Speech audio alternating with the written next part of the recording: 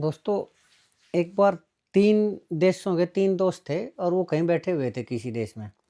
उनमें से एक दोस्त था वो अमेरिका का था, एक चाइना का था और एक था इंडिया का। तो वो आपस में पुलिस के बारे में बात करने लग रहे थे। तो अमेरिका वाला बोला कि हमारे देश की पुलिस है ना इतनी एडवांस है कि वो 24 घंटे में पता कर लेती है किसी मर्डर के बारे में कि इसका मर्डर किसने किया। और जो चाइना का वाला बोला, अरे ये तो कुछ भी नहीं है, हमारे देश की पुलिस तो इतनी एडवांस है कि अगर कोई मर्डर होता है तो वो 12 घंटे में ही पता कर लेती है कि किसने मर्डर किया। अब बारी आई इंडिया की, तो उन्होंने बोला भाई तुम्हारे देश की पुलिस कैसी है? तो इंडिया वाला बोला, अरे यार तुम तो कुछ भी नहीं हो, हमारे देश की पुलिस को तो 24 घंटे पहले पता होता है कि किसका मर्डर होना है, किसने मर्डर करना है, और कौन का मर्डर करके कहाँ पर छुपेगा, जाके कहाँ भागेगा, और उसको अरेस्ट करना है या नहीं करना, ये तो फिर बाद की बात होती है।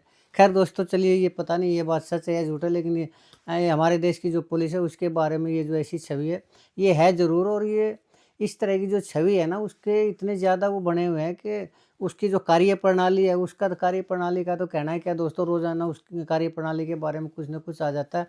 एक बार एक चुटकुला मैंने पहले भी सुनाया था कि एक बार एक गाँव का कोई आदमी था, वो किसी चौराहे पे खड़ा हुआ था, तो वो एक पुलिस वाला आया उसके पास, बोला, "आओ ताऊ लै 100 रुपये दे।"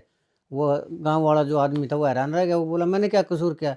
बोला, "अच्छा तू कसूर करे ना, 2 साल तक तो मैं ये 100 रुपये के लिए 2 साल तक बाटें देखता रहूँगा।" तो दोस्तों, ये हमारे पुलिस की जो हरियाणा की कही है या इंडिया की पुलिस कही है, उसकी बात ही अलग है। ख़ैर दोस्तों, ये बात मैंने क्यों कही, किस लिए कही, अभी मैं इसके बारे में ज़रूर बताऊँगा।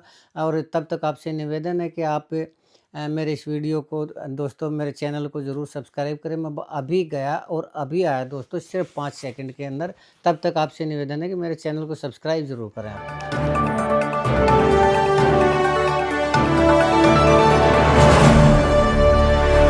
दोस्तों नमस्कार। दोस्तों, मैं सतबीर सिंह अपने यूट्यूब के भारत लिंक ग्लोबल चैनल पर लंदन से आपका स्वागत करता हूं। दोस्तों, आपको 2 महीने पहले की वो घटना याद है, डीगल एनकाउंटर? उस डीगल एनकाउंटर में जो बीजेपी नेता प्रदीप अहलावत है, उसके भाई का जो पुलिस ने एनकाउंटर किया था, उसमें जो पुलिस वाले हैं, खासकर वो शायद स्पेशल स्टाफ वाले थे, सीआईए वाले थे या स्पेशल उसके थे, वो झज्जर के किसी होटल के अंदर अपराधियों के साथ बैठ के ना दारू पार्टी करने लग रहे थे, शराब पार्टी करने लग रहे थे। और जो अपराधी किस्म के आदमी थे, वो सीआईए वालों की वो जो रिवॉल्वर था उसको खेलने लग रहे थे। यानी इतना घनिष्ठ संबंध था उनका कि वो अपराधी कौन है, पुलिस वाला कौन है, ये पता भी नहीं चल रहा था। तो वहीं पर प्रदीप अहलावत का जो छोटा भाई है, जो बीजेपी के प्रदीप अहलावत बीजेपी के प्रदेश से वो मीडिया के प्रभारी हैं या क्या पद है उनका, तो उनके प्रवक्ता हैं शायद। तो उनके जो भाई का वो था, वो वहाँ पर खाना खाने के लिए गए थे, तो उन किसी बात के ऊपर थोड़ी बहुत होगी होगी। तो जो पंकज अहलावत था, उसने वहाँ से पीछा छुड़ाने के लिए ये कह के, चल यार और कहीं खाना खा ले, तो क्योंकि उसके साथ एक दोस्त भी था, और वहाँ से निकलने लगे। अब जब पुलिस वालों से कोई कुछ कह के न निकल जाए, और जब उनके पता है कि उनके साथ में अपराधी किस्म के लोग भी बैठे हुए हैं, तो ये तो पुलिस की शायद नाक का सवाल है। तो वो वहाँ से भागने की कोशिश की उन्होंने पुलिस वालों को दूसरों को भेज दिया, और उन पुलिस वालों ने उनको पकड़ लिया, और पकड़ के पंकज अहलावत की पैर में गोली मार दी, और उसके ऊपर फिर काफ़ी बवाल हुआ। तो जब ये अहलावत खाप है ये इकट्ठी हुई, और जब मामला सरकार के ऊपर दबाव बढ़ने लगा, और ये हुआ कि ये तो फर्जी एनकाउंटर था और कार्रवाई करनी पड़ेगी, तो पता नहीं कहाँ से सतगामा खाप के जो लोग हैं वो कैसे बीच में आ गए, भाई ये तो एएसआई है, ये हमारी खाप का हुआ, और इसके ऊपर झूठा एलिगेशन है, और ऐसे तो नहीं गिरफ्तार करने देंगे, और ये नहीं होगा और वो नहीं होगा, पता नहीं। अब उनमें से कुछ लोग थे, वो खुद आए थे या पुलिस के भेजे हुए थे, क्योंकि आजकल पता नहीं बहुत सी ऐसे जो अपने आप को चौधरी समझते, समाज के ठेकेदार समझते हैं, उनकी रोजी रोटी भी तो पुलिस की दलाली करके ही चल रही है ना। हो सकता है उन्हीं में से कोई इस तरह का आदमी, और उन्होंने लोगों को इकट्ठा किया हो, सतगामा खाप वालों को, और वो अहलावत खाप के सामने वो अड़ गए हों।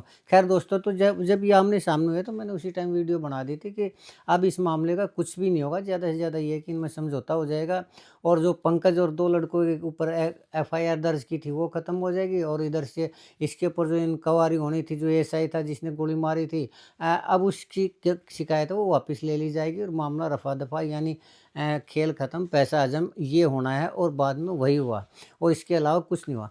तो दोस्तों, इसके अंदर इतना बुरा हाल है आज के राज में कि आज कोई भी आदमी सेफ नहीं है। अब लोग ये कह रहे हैं कि आज तक का जो सबसे बुरा वो था, वो इनेलो राज था। उसके अंदर गुंडागर्दी बहुत ज़्यादा थी, यहाँ तक कि चौटाला टैक्स भी लगाया करता है, और जो अपराधी हुआ करते उनसे कृष्ण दिचाव जैसे उनसे जेल में भी मिलने आया करते। लेकिन ये पुरानी बातें हैं दोस्तों, क्यों और ये मेरे सामने हुई नहीं, तो मुझे ऐसा लगता है कि अफ़वाहें ज़्यादा हैं, हकीकत इनके अंदर नहीं है। क्यों? क्योंकि इस तरह की बातों के सबूत तो नहीं होते, और जो विपक्ष होता है वो इस तरह की बातें उड़ा देता है। तो मुझे तो नहीं लगता कि चौटाला राज इतना ज़्यादा बुरा हुआ करता, क्योंकि किसानों के ओम प्रकाश चौटाला जी थे, वो किसानों के लिए बहुत कुछ किया करते, जाट कम्युनिटी के लिए बहुत कुछ किया करते। और उनका जो पिछले 5 साल का राज था, वो तो एक दिन भी घर नहीं बैठे, हर गाँव की समस्याओं को लेकर ना पूरी सरकार आपके द्वार जैसी योजनाएँ भी चौटाला राज में ही हुई थी। तो ऐसी जो है अफ़वाहें ज़्यादा लगती हैं मेरे को, लेकिन चौटाला राज में तो पता नहीं हुआ हो या नहीं हुआ हो, लेकिन आज ज़रूर है। बीजेपी के राज में है ना, ये क्राइम के मामले में आज जो हरियाणा के अंदर क्राइम है, वो दक्षिणी अफ्रीका, सूडान और वो जो अफ्रीकन देश हैं, जो सबसे ज़्यादा गरीब देश हैं और जिनके अंदर सिवाय मार्केट के कुछ भी नहीं है, उससे भी ज़्यादा बुरा हाल हो गया है। इनेलो की छोड़िए, हाँ, इनेलो के उसमें एक चीज़ याद आई दोस्तों।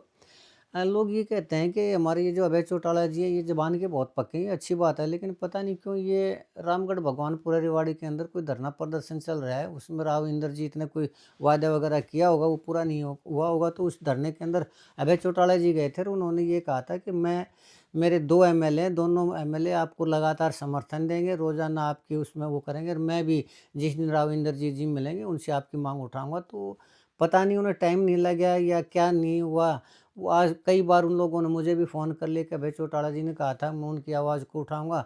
हो सकता है टाइम नहीं मिला, नहीं तो उनके जो लोग हैं वो तो ये कह रहे हैं कि अभय चौटाला जी ने जो एक बार ज़ुबान कर दी तो कर दी। लेकिन कोई नहीं, राजनीति है, बिज़ी होते आदमी को, हो सकता है वो टाइम नहीं लग जाएगा।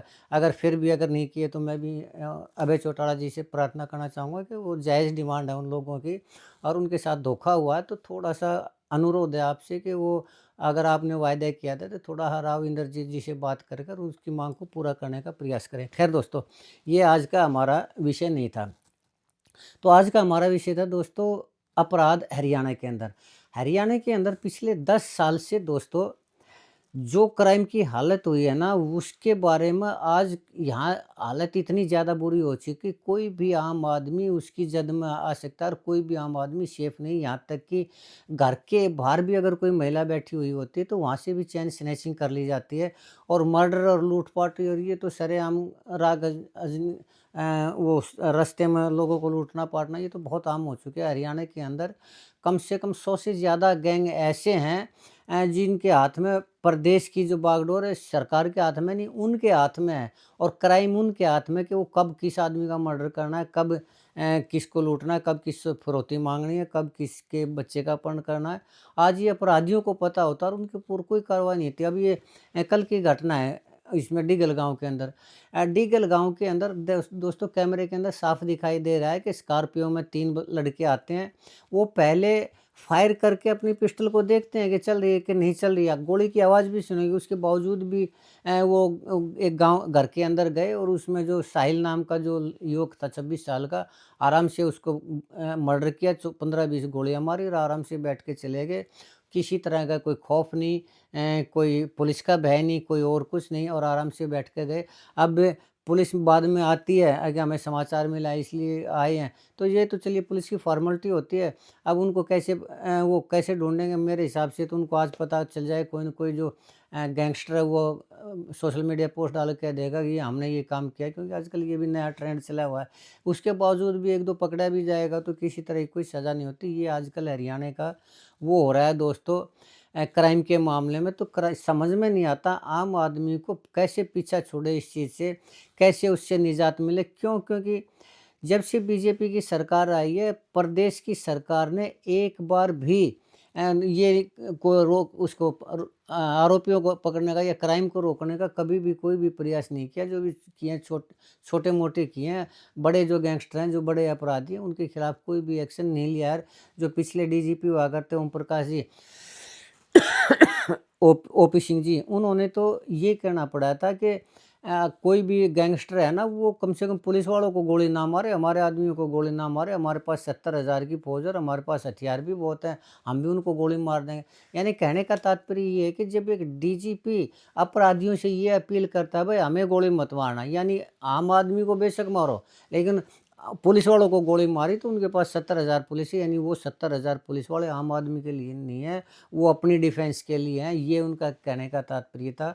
अगर ये कहने का तात्पर्य था और ये हालत हो चुकी है दोस्तों, तो मेरी ये समझ में नहीं आती क्यों लोग अंधभगत हो रहे हैं, क्यों नहीं पुलिस के ऊपर दबाव डालते, कैसे डीगल जैसी घटनाएँ इस हो जाती हैं। अब डीगल की बात करें तो डीगल फाइनेंसरों का गाँव है और इसमें इतनी ज़्यादा पैसे की इन्वॉल्वमेंट रहती है, इतने ज़्यादा फाइनेंसर हैं कि जहाँ इतना पैसा होता है वहाँ पर अपराध, गैंगस्टर और पुलिस वाले और ये इस तरह के बीच में आ ही जाते हैं, भ्रष्ट पुलिस वाले भी आ जाते हैं। अब जो पीछे केस हुआ था, ये डिगल गाँव का जो मंजीत 6-3 था, उसका जो मर्डर हुआ था, उसमें वो पूर्व आईजी पूर्ण कुमार जी थे, उनका भी नाम आया था कि वो राव इंद्रजीत से जो दुबई में बैठा है उससे 50 करोड़ की कोई डील की थी और वो उसका जो आदमी था वो 2 लाख रुपए महीने किसी से वसूली करता हुआ भी मिला था। और उसी मामले में जब उसके ऊपर एफआईआर दर्ज होनी, वो उसका गिरता दिखाई दिया, तो वो आत्महत्या करके वो जो दूसरे डीजीपी वगैरह या एसपी नरेंद्र बिजारनिया और डीजीपी शत्रु कपूर जी थे, उनके के बारे में एलिगेशन लगाया गया और उनको बचाने के लिए फिर वो संदीप लाठर था, उसने सुसाइड करनी पड़ी थी। तो इस तरह का जो माहौल हरियाणा के अंदर बन चुका है दोस्तों, तो ये प्रदेश की जनता को देखना है कि क्या उसको इसी में मज़ा आ रहा है, ऐसे ही अपने बच्चों को मरवाना है, ऐसे ही लूट-पाट करनी है, या फिर ऐसी सरकार के ऊपर कोई दबाव भी डालना है। ये पब्लिक ने सोचना पड़ेगा कि ऐसी सरकार को या तो बाहर करे या इतना बड़ा जन आंदोलन करे कि सरकार अपराधियों के खिलाफ वो करने पे मजबूर हो जाए, कार्रवाई करने के ऊपर मजबूर हो जाए। तो ये तो देश की जनता को देखना है, प्रदेश की जनता को देखना है। नहीं तो एक वो आप पड़ोस में वही यूपी था जहाँ इतने बड़े-बड़े गैंगस्टर हुआ करते कि हरियाणा में तो आज भी नहीं उतने बड़े गैंगस्टर, और योगी आदित्यनाथ ने आके न और कैसे उनका सफाया कर दिया, और आज अपराधी 100 बार सोचता है अगर वो कोई अपराध भी करता है तो। तो ये हरियाणा में क्यों नहीं हो सकता? इसकी वजह सिर्फ इच्छा शक्ति, वर्तमान सरकार की इच्छा शक्ति ही नहीं है, नायब सैनी की जी की कोई इच्छा शक्ति ही नहीं है कि अपराध को कंट्रोल करे, तो ये हालत तो दोस्तों होगी ही होगी। और ऐसे ही जो आज डिगल के एक फाइनेंसर की हत्या हुई है, तो ऐसी हत्या तो रोज़ाना होती है और होती ही रहेंगी अगर पुलिस इसी तरह सिर्फ अपना बचाव करती रही और अपराधियों से अपील करती रही कि हमें गोली मत मारना। तो ये बड़े दुर्भाग्य की बात है दोस्तों कि आज ये हरियाणा पूरे विश्व में अपराध में नंबर 1 है। खैर दोस्तों, आज के लिए इतना ही।